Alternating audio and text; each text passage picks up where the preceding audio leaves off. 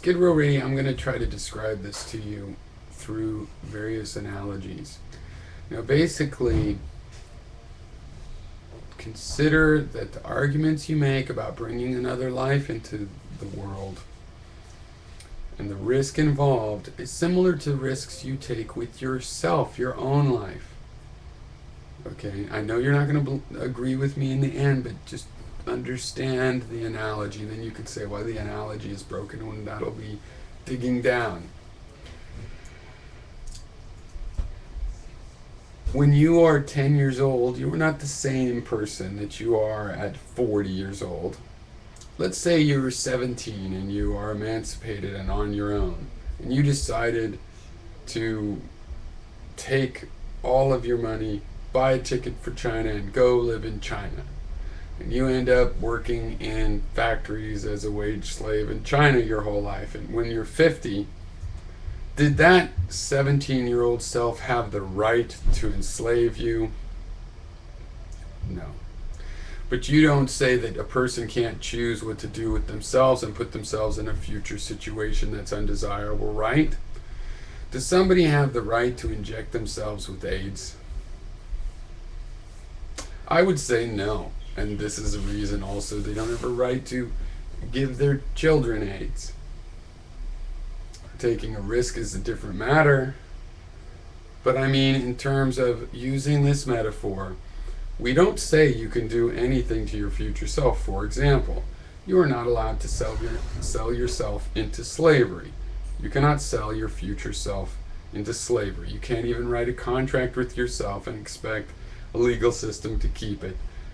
You know, that I agree to have this punishment if, no. You cannot be enslaved, and this is why your children also cannot be enslaved. But the fact is, at the time that you are reproducing, it is all your body. The risk is to yourself. The risk to that 17-year-old is to themselves. But, maybe there was an accident on the way and they lost a finger and they left genetic material in some Chinese rail town that happened to have a research laboratory, and they get cloned, and there is a future person. But their risk was still to themselves at the time that it happened. Now you can say, oh, but you know what will happen. Yes, just like I know what will happen if I go over penniless to China. I know what will happen if I inject AIDS into myself. I know what will happen. Yes, there are risks. We are now discussing which of these risks are okay, and not a fundamental thing that I'm doing it to somebody else. They don't become someone else until later, just like my 17-year-old self does not become someone else until later. So you can't draw these sharp distinctions that you want between people and their offspring. Your argument that we should not be able to have our material reproduced through cloning or any other way is the same argument that 17-year-old is not allowed to make a decision.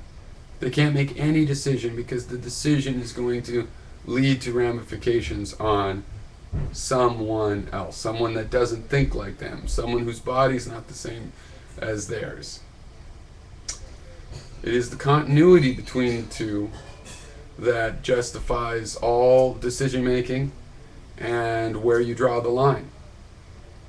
And just like, no, I don't think people should be able to play games with AIDS. It's a public health matter. So no, you can't inject yourself with AIDS legally as far as I'm concerned.